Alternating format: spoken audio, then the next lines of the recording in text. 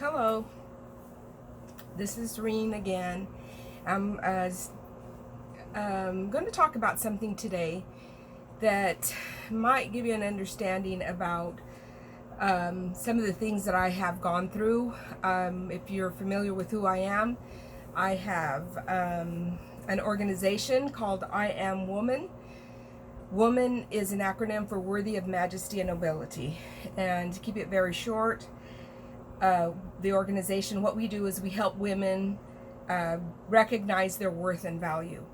And so what we do is we have kind of like a school. We have a session of classes, 13, in a period of 6 months.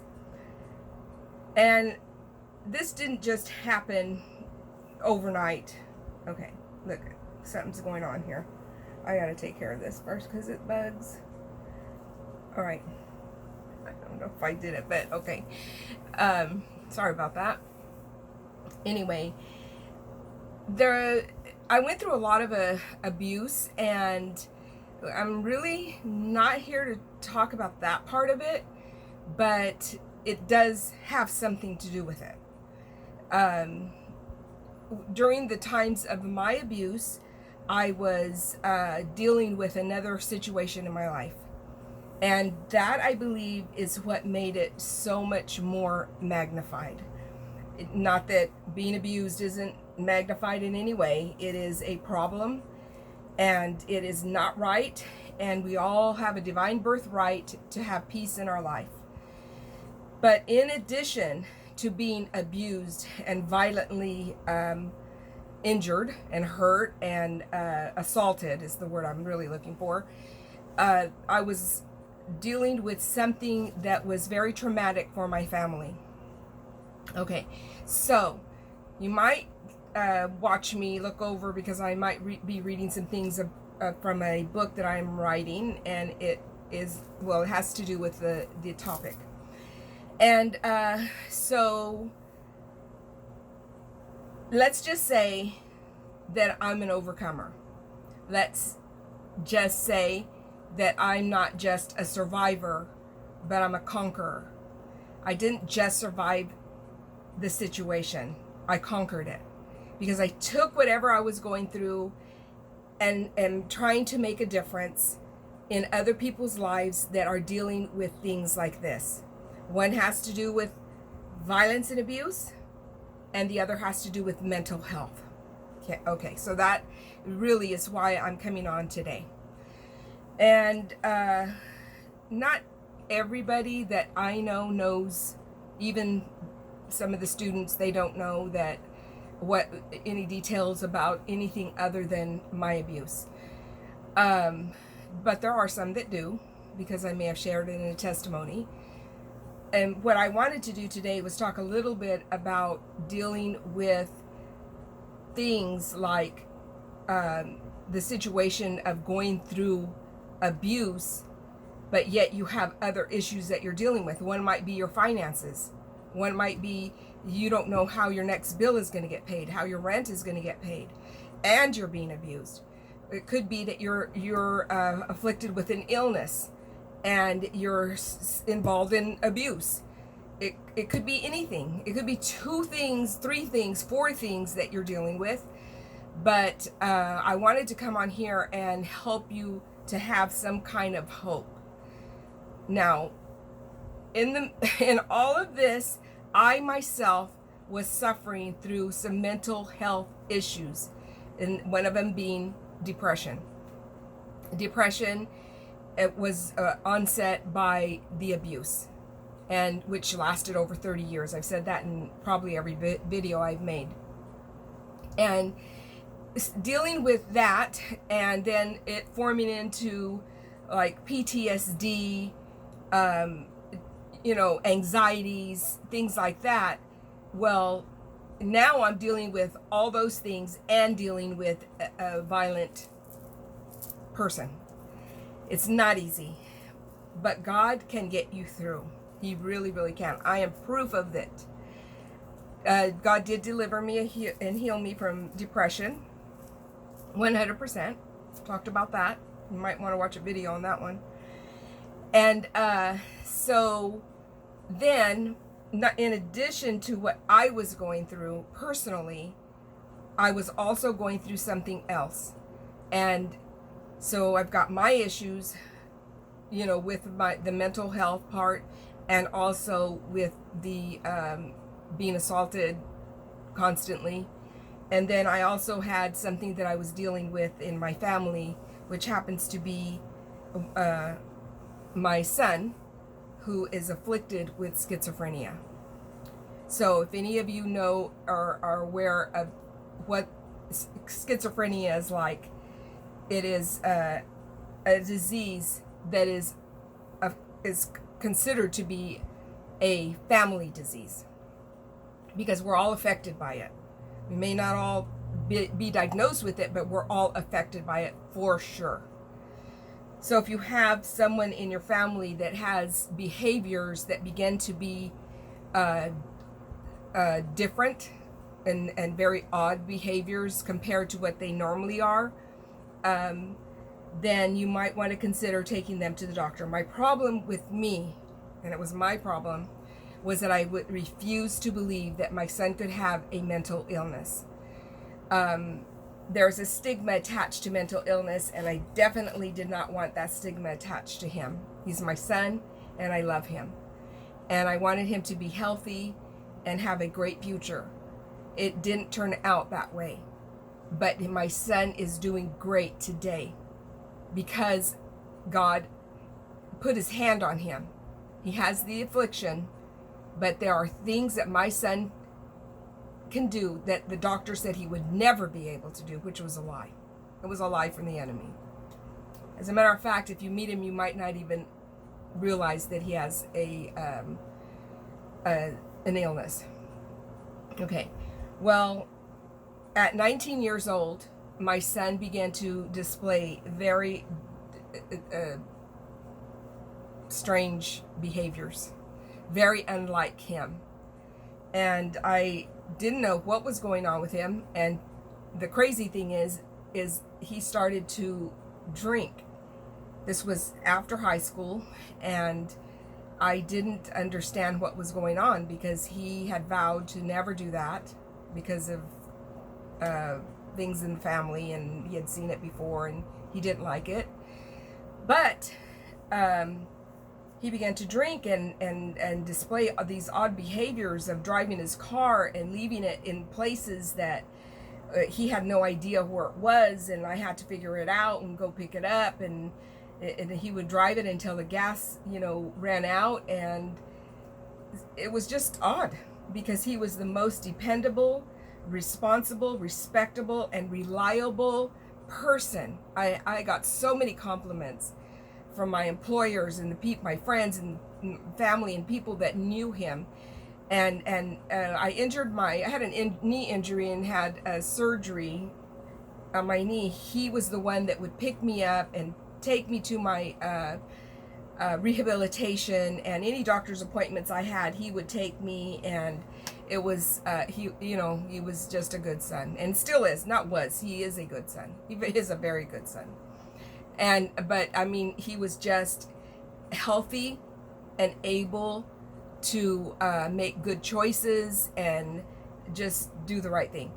Well, when this ended up happening, it devastated me. And one of my other sons, and I'm not going to give names, but one of my other sons said, "Mom, you really have to be more understanding. You have to understand that this may be a medical problem." I wanted it to contribute to him drinking. I wanted it to be, it sounds stupid, but alcoholism versus a mental illness. Because alcoholism, I believed you could go to rehab and get your life back and things like that.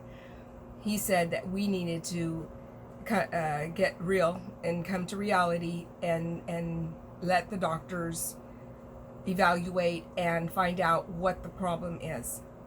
Finally, after 2 years, if you can imagine, and I'm saying this for those of you that need to help in trying to accept that there could be a problem, to take them to the doctor to get his evaluation and find out for yourself, and for them especially, that if there's treatment or anything that can be done. Don't do what I did and wait 2 years in hopes that it would go away, because it never went away. Finally took him to the doctor, and he was diagnosed, actually dual diagnosed at that point, because he had self-medicated for so long, and he became addicted to alcohol, and he was diagnosed with paranoid schizophrenia and alcoholism. So now I'm being abused. I'm afflicted with my own mental health, which was depression, and his, which was very, very serious. Well, through that, all of that, there was major depression. I mean, so severe that I contemplated suicide. I went into a hotel to die. I didn't want to ever come back out alive. And as you can see, that didn't work out. And I'm happy that it didn't. I'm blessed that it didn't, because God saved me. But when my son was diagnosed, I had to go through a lot. I had to fill out his paperwork, number one, to get him to be able to see doctors, because I was in the financial position to help myself and help him as an adult to get the medical help that he needed. So I had to fill out forms for Social Security supplemental income, and that would also help him to get his insurance that he needed. Well, when his doctor diagnosed him, he's the one that gave me the paperwork and said, this is your first step. You need to get this taken care of. And he told me, he says, you will be denied. And when that happens, you come to me and I'll help you contest it and fill out more paperwork and this and that. So, me being me, I decided, you know what, I'm going all in with this. I'm going to study, I'm going to research, I'm going to do everything I can to know what I can do, because I didn't understand the illness, I didn't know what it was, I didn't know what the treatments were, I didn't know the safe levels of medications that he could take. I needed to understand all of it. So I went and got a health book. In those days, it wasn't all this social media or everything online. I had to go get health books. And when I did, I started to study and learn and be more educated about all of it, the medications, the illness, all of it. And in the process of that happening, I began to use their terms because I understood them now. So when I filled out the paperwork and sent it in, put my hands on it, my hands on it and said, in the name of Jesus, this will be accepted, because I needed help for my son. Well, sure enough, I got the paperwork back, and unlike what the doctor said, he was approved on the very first try. That is glory belongs to God, because I could not do it myself. I am not educated in that way. I'm not even a high school graduate.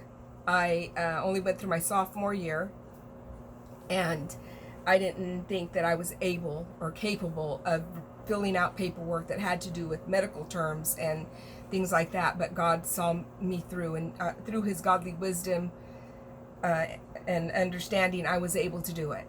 Okay, so he was approved. Then that meant that he had to go through 2 different specialists. He had to be evaluated by 3 different specialists.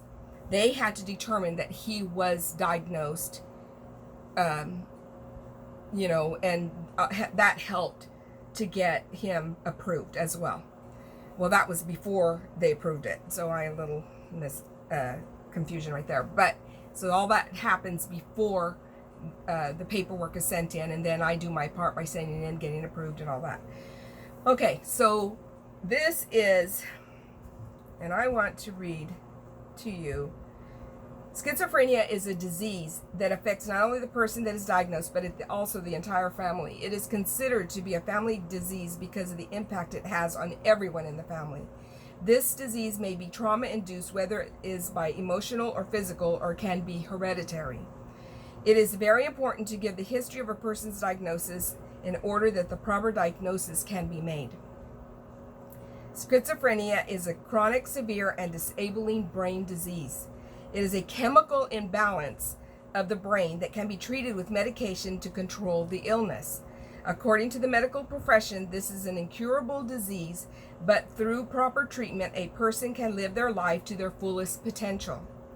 With the aid of medical treatment such as therapy, counseling, medication, and good family support, through education of the illness and also of the medication, the family will be able to support and understand how better to assist and help the person afflicted by this disease. Okay, I'm reading from a book that I'm writing about schizophrenia.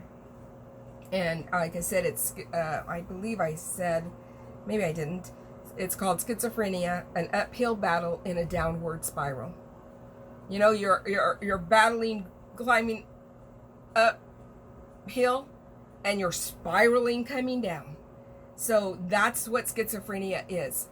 I'm not a medical professional. I am not a doctor. I am a person who has love for her son and have done everything in my power to try to help him through this. In the midst of me trying to help myself through the depression, the violence, and the assaults, and all of that.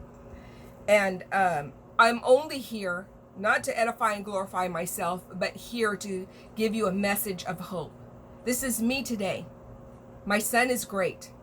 Yes, he takes medications, but we support him 100%. Our family does. His one of his brothers is his caretaker. He is the one that does everything for him, and I'm here because my son, both of them, need my help, and then my other son, who I have 3, helps as well. Of course, he was helping when he was 13 years old. At 14 years old, he was driving him to his doctor's appointments. It was like, I don't know, 7-8 miles away, but he was 14. And I was working 12-hour shifts many times. And he had appointments that he had to go to. He could not miss these appointments or be without his medications. Some of these medications are controlled substances. So they will not issue out medications any longer than 30 days. So he had to go to those appointments and he had to get there. Well, one day he got stopped and the car was towed? Yeah, towed away. So I hope this video is not too long, and I'll make it in parts. But what happened is I was devastated because I had to have my vehicle to work. So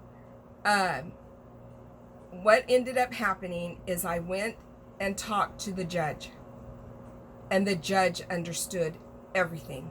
He was the best.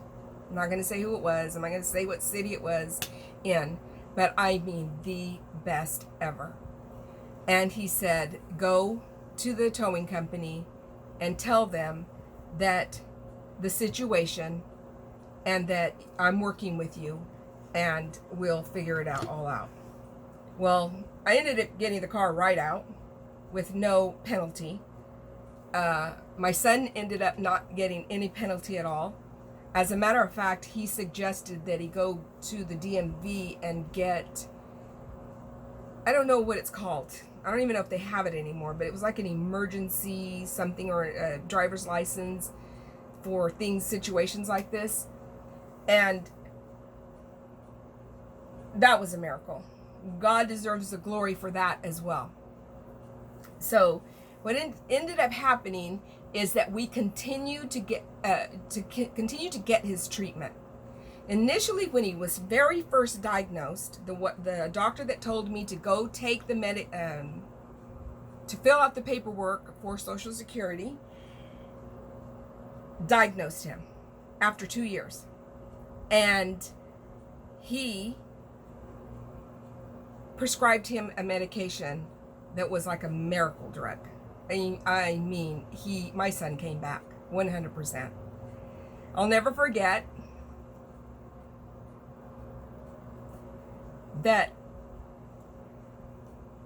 when he finally came back, kind of like from a sleep,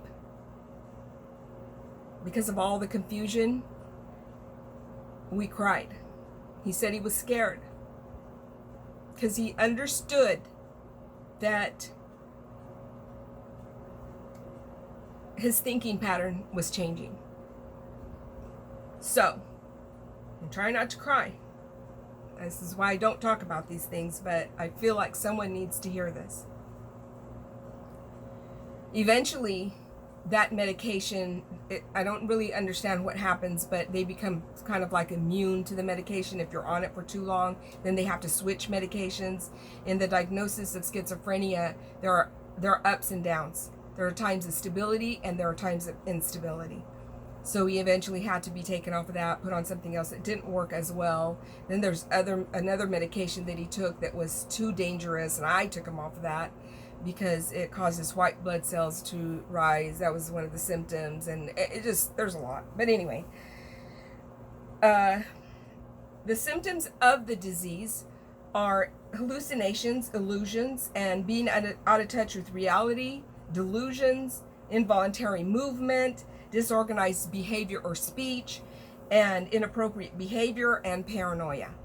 So these are all the things, and for some reason, my son had every single one of these symptoms.